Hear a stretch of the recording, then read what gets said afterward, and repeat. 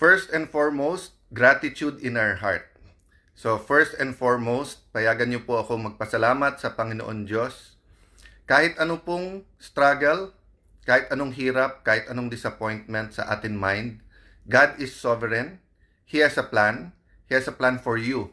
For each one of you who is watching now, He has a plan for your community, for your family. He has a plan para sa ating bansa. Sabi sa Jeremiah 29:11, "For I know the plans I have for you. Plans to prosper you and not to harm you. Plans to give you hope and a future." So parang magulang yan, may plano sa anak. Pero yung anak, kailangan nakikipag-usap sa tatay, ano tay ang plano mo? Ano ang seed na nilagay mo sa puso ko, sa isip ko? Ano bang future ko ang nakikita mo? So parang bata na sabi mo, yan ang magiging valedictorian. Yan ang magiging pinakamagaling na surgeon sa ating bansa. O yan makaka-discover ng gamot sa isang klaseng cancer or sa lahat ng klaseng cancer. O kaya yung sasabi mo, yan ang abogado na magiging Chief Justice at magbibigay ng hustisya sa ating bansa. Pero kung magdadrug siya or masamang barkada at hindi mag-aaral, hindi mangyayari yung plano. So let me start out by a vision that was shared by a pastor. He's a U.S. pastor, but his heart is in the Philippines. With the Philippines, for Filipinos. Madalas siyang bumisita dito to my knowledge. At ang sinasabi niya, and madalas siyang kausapin mga Pilipino, sabi niya, the Philippines was meant to be a rich, influential, powerful country. Ulitin ko po ha, sa kanyang vision. Meaning hindi lang niya to opinion, pero yung nilagay ng Panginoon sa kanyang mind at heart, mayaman, influential, powerful ang Pilipinas. Pero sabi niya, it's like a pot o yung isang paso na puno ng riches, parang liquid gold. Pero binutas ng mga stewards o ng mga leaders at sinipsip or kinuha yung treasure for themselves, no? He told me this February 25, 2025. So way before the mahiya namang kayo speech. At sinabi nga niya doon, magkaka-shaking, but don't worry, kahit na grabe yung shaking sa politika, it will bring a revival. It will bring young people who will start their hearts will be pointed towards the Lord. So may hope po, may hope. So sa lahat ng nanonood ngayon, sa lahat ng kababayan natin, sa lahat po na nagpre-pray, sa Luzon, Visayas, Mindanao, sa ating mga OFWs, don't lose hope. Maganda plano ni Lord. But we have to seek earnestly kung ano yung plano na yan. We have to do our part, no?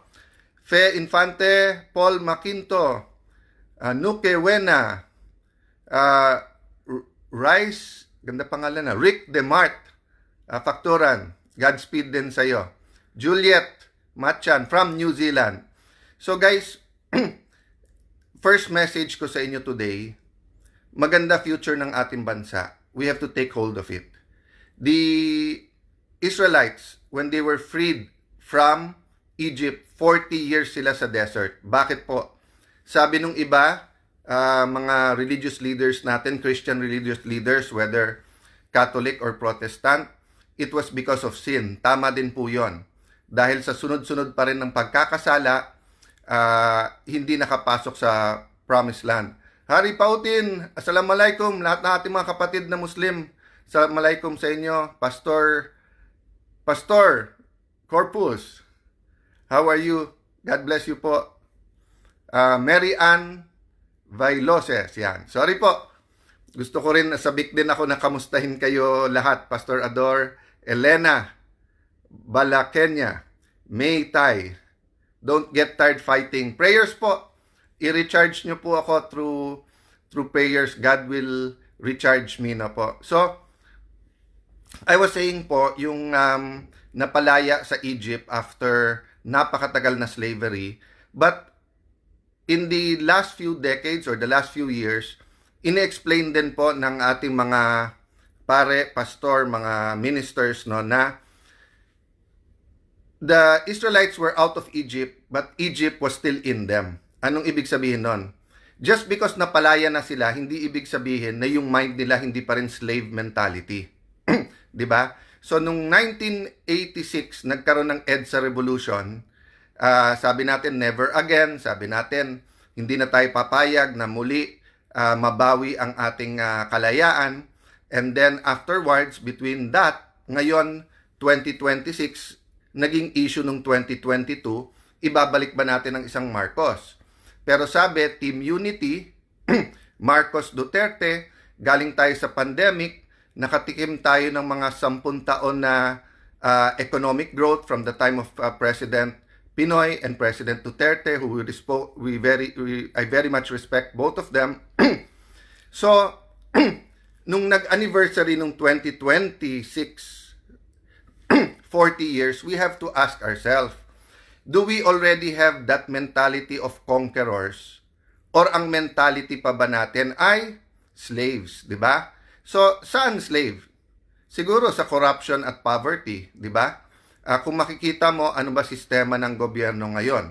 Una, kuyog, di ba? So, pagka ikaw ay naging oposisyon, vlogger ka man, mayor, congressman, senador, journalist, kung ano man, basta't mag-ingay ka, kukuyugin ka muna. Whether it's through trolls or whether it's through the NBI, whether it's through the departments that are relevant, medyo kukuyugin ka muna. Oo. Kung hindi ka makuha sa kuyog, kakasuhan ka na. Di ba? Oo. Pagka nakasuhan ka na at medyo busy ka na, na-realize mo may pamilya ka, may buhay ka, may there are other things in life, di ba, that are important to you. Not only building your nation. If you stop there, panalo na sila. So, ang pangatlo nila ay ikukulong ka. Kukulong ka. Thank God, wala pa naman yung kill. May mga namamatay, pero so far, hindi pa naman natin sinasabing political assassinations yon, di ba? At least at the leaders level. It's a pity that at the street level may killings talaga. But okay. So, kuyog, kaso, kulong. So, dun na sa nagsasabing hindi sila nag-i-intimidate, if you assume, kung sa isip nyo, you keep getting away with it and you think that the Filipino people are stupid, that's your opinion. But matalino po ang Pilipino kahit saan mo ilagay, kahit saan bansa, tinitingala. That's why nga sabay-sabay tayo nag-object doon sa depiction, di ba? Whether it's anime, cartoons, editorial cartoon, whether it's state media o kahit sino. And baliktad din, di ba po? One time may ganun sa isang TV series sa London, yung mali ang depiction sa ating mga nanis. Nagalit din tayo. So there's no room for hate, there's no room for yung i-compare tayo whether sa Matching, sa Unggoy, etc. Whether that's China or any other country in the world. And we also shouldn't do that. Thank you, Blast Jimenez, for saying be strong. God willing po. Yes, Bog Isidro, makakalaya ba si Sen Marcoleta? I have faith po. I have faith po na yung mga kinukulong nila na political prisoners, no? I consider Senator Jinggoy, Senator Marcoleta, former Congressman Mike Defensor, they are political prisoners. Kinulong sila dahil hindi sa kaso, kung hindi sa konsensya nila. Weaponize ang DOJ, ang Office of the Ombudsman, not for justice, pero dun sa political ends. We can talk more about that after the SONA, no? Para mas maganda yung discussion. But ang point ko po, tignan nyo po yung KKK, di ba? Kuyog, kaso, kulong. Ano naman yung KKK natin? Unang-una po, katotohanan. We have to fight for the truth. Whether it's in the impeachment, whether it's in the flood control, whether yung mga kinakasuhan, whether it's our dealings, no, in the South China Sea or all over, overall relationship with China, whether it's our relationship with the US, the basis should be truth, katotohanan. Pangalawa po, konstitusyon. Wala pong society ang unlad na walang rules. At dapat po fair at may justice po yung rules na yan. Ang ating pong rules ay yung konstitusyon. Pero ang rule po ngayon ay bend the law. Bend the law. Pati hindi na po bend the law, bend the constitution. Kung ano na lang ang gusto nilang interpretasyon sa batas. At dahil parang ngayon, frat war sa college, wala nang tama't mali. Ang question na lang, sino magkakampit, hindi. Yan.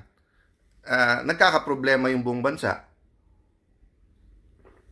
When we bend the law, especially when we bend the constitutions, we weaken our institutions. So ano po yung pangatlong K? Corruption. Corruption. When you bend the law, it promotes corruption. So sabi po, unang sinabi ng new majority, huwag kayong mag-alala, hindi na si Senator Lacson ang magiging blue ribbon. So parang nilang inamin na talagang siya, what do you call this, bias doon at ayaw na sa kanya at saka medyo aminin man nila hindi, kung ano na script ng Malacanang, yun na sinusunod ni Senator Lacson at ni Senator Soto noon. Ang problema, ang nilagay, bata din ni Senator, wag ko daw gamitin yung tuta. So, bata din ni Senator Lacson ang nilagay nila dun sa Blue Ribbon Committee. O, nung lumabas na sinabi nung 18 Marines na mukhang may maleta din, mag-i-inhibit naman daw siya at gagawa naman daw siya ng subcommittee. Okay. Nung nag-settle down na, nakuha na nila yung majority, sa kanila na po yung Senate presidency at majority, biglang ang statement po ni Senator Erwin Elegant Tulfo, elegante magsalita di ba? So sabi niya, bakit ba paikot-ikot na lang tayo dyan? Dyan na lang ba iikot ang buhay natin? So makikita nyo po, dina-downplay na. So suddenly, it's not the biggest scam in terms of both yung pera, magnitude, at kung sino mga kasali dito. Di ba? Suddenly, hindi na. Kasi bakit naman dyan iikot ang mundo natin? Ibig sabihin, move on, pabayaan nyo na. Okay. So, nung nag-start na at medyo happy na sila na impeachment mode na tayo, mukhang hindi natutuwa sa pagtatanong ko, pagtatanong ni Senator Amy, lalo sa pagtatanong ni Senator Pia, at saka yung strict adherence namin sa law. Note ha, paulit-ulit. Sabi ni Senator Tito Soto, paraphrase, but basically sinasabi niya, anong rules? Ayaw nung Pinoy na technicality. Gustong gawin entertainment yung impeachment rather than trial. Gulat na gulat ako, pinangalawahan to. 'Di ba nung last session namin, last trial date, sabi parang basically inulit in a lawyerly way ni Senator Pangilinan. Lawyer siya eh. 'Di ba? Alam naman niya that there is procedural due process. So sabi nga po sa akin ng isang pulis, sir, pinarating sa akin, sir, buhay namin, araw-araw tinataya namin. Nandun sa kalye, huhulihin namin. Ilan beses kami pababalik-balikin sa korte? Ilan buwan yon, umaabot ng taon?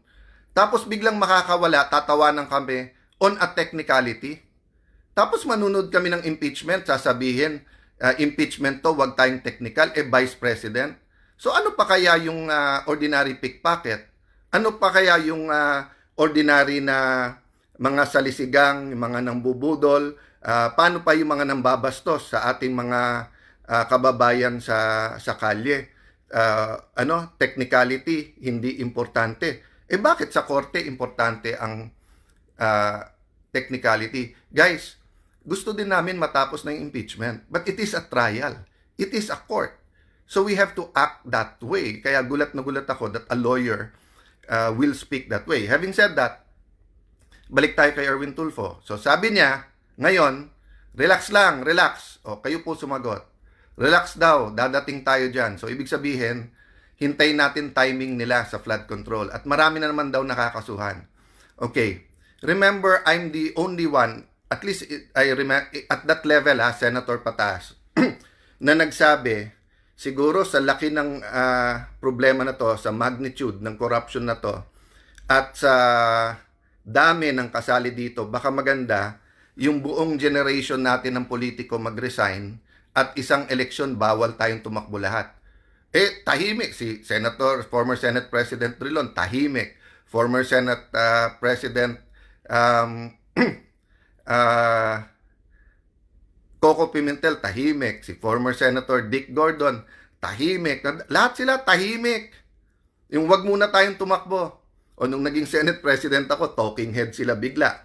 Pare-pareho ang tahol. Kung ano sabihin ng Malacanang, pag sinabi ng Malacanang tahol, tahol naman ng tahol, di ba? So, makikita nyo, ganito din po pagdating sa flood control. Sabi po ni Senator Erwin, ano na ba ebidensya? Sino na bang witnesses? Sobra naman ikaw, Senator. Alam mo, pumunta ka sa radio o TV booth mo, papilain mo ang taong bayan, baka isa-isa kang kung ano sabihin sa'yo sa mukha mo. First and foremost, sinabi ng ombudsman, pwedeng gamitin yung sa 18 Marines, di ba? O, tapos iniisa-isa pa. Napakinggan nyo pa kahit once. Hindi, dinidismiss nyo na. O, pangalawa, yung sinasabi po na Bersamin files. O, hindi naman nag-testify na eh. Pati yung key witness na ginagamit ng gobyerno ngayon. Nung sinabing umabot hanggang sa presidente, ang sagot, si Senator Lacson na, hindi na yung witness ang sumagot. Okay. Sinabi natin po sa mga ahensya ng gobyerno, pati DPWH, mag-submit sa atin. Ano ba talaga ghost? Ano po ang mali lang ang pagkagawa? Alin ang substandard? Hanggang ngayon, sinabit ba sa atin? O yung ICI ba, yung NBI, yung DPWH, lahat sila nag-imbestiga, sinabit ba sa atin? Mag-iisang taon na. So pagkakakampi, may pagkakataon na ayusin muna para hindi magmukhang ghost. Ganun ba? O yun ang lumalabas sa internet, sa lahat ng discussion. Kung yan ay 1, 2, 3 buwan, pinagtatanggol ko pa kayong lahat eh. Ang problema hindi na eh. Mag-iisang taon na. Inventory lang. Maglabas lang kayo. Ano ang budget ng 2023, 24, 25? Saan napunta yan? Nagawa ba? Hindi. So, pagdating po sa witnesses, marami po. Siguro kung 4-5 hearing lang po, nakapila na yan. At even kung gamitin natin witnesses yung DOJ at saka yung NBI, DBM, may lalabas dyan. Ang problema, tatamaan si Senator Erwin. Diba? Kaya nga kinakanti-kanti, medyo pinopoke bear ni Senator Lacson nung umpisa yan sa isang kontraktor. And then, syempre, sa party list nila. So, napakarami yan. I won't go into details now. But, I want you to think about this weekend. Anong KKK ang gusto nyo? Kuyog, kaso kulong, or katotohanan, konstitusyon, at paglaban sa korupsyon? We have 2 choices. Pray, be active, discuss, kumilos po tayo. Parating na po talaga yung panahon na basta't kaaway nila, ikukulong nila, mga kababayan. Yan na po talaga ang pattern. Kuyog, kaso, kulong. Yung kaso po na yan, targeted na po yan, weaponized na yan. Kahit ano sabihin mo, di kahon na yan. So, ganyan din po sa impeachment. Sabi nila, 2/3, 16. Tingnan nyo po, tingin ko hindi pa tapos yan. Tingin ko may panghihilot pa na mangyayari dyan. Last, bakit yung timing? Kasi po, dapat Wednesday yung botohan, ginawang Monday, dun sa subpoena nung records ng Anti-Money Laundering Council, ng BIR at bangko. Napaka-importante to. Sa impeachment po, both ni President Erap at sa impeachment ni Chief Justice Corona, the bank records, documents like this played a crucial role. Ang problema, pinag-uusapan pa namin whether it's a fishing expedition or kung it passes the test ng pagiging definite, no? Kung ano po yung particulars na hinihingi. So sabi nila, hindi, basta't katotohanan, ilabas na. Di ba ang daming tumaas ng kilay nung sinabi ni Senator Erwin na yung 400 million sa SALN niya, more or less, yun yung narinig kong amount. Ang sabi daw is, yung amount na yan, kinita niya nung media. Nagsalita si Jason na napakatagal niya sa media and he was on prime time. Wala pa siyang kilala ni isang media na ganun kalaki kinita. So, pwede na ba natin patawag ang BIR at tignan lahat ng tax ni Senator Erwin? Pwede na ba natin patawag ang AMLA at mga bangko? Ganon din kay Senator Lacson, di ba? Ano yung actual? I didn't really pay that much attention, pero parang dumoble yung kanyang SALN, tapos sinabi niya sa negosyo. So, we're giving him a chance to explain. Nag-explain siya kahit walang nagtatanong. Pero ang tanong ko, Ngayon ba pinapakuha natin yung AMLAC, yung pinapakuha ba natin yung BIR records niya, yung bank records, or pinapapaliwanag muna natin? Yan ang isang pinag-uusapan ngayon eh. Kaya tayo dinidistract, 'di ba? So unang nagdi-distract NBI, sausaw ka agad yung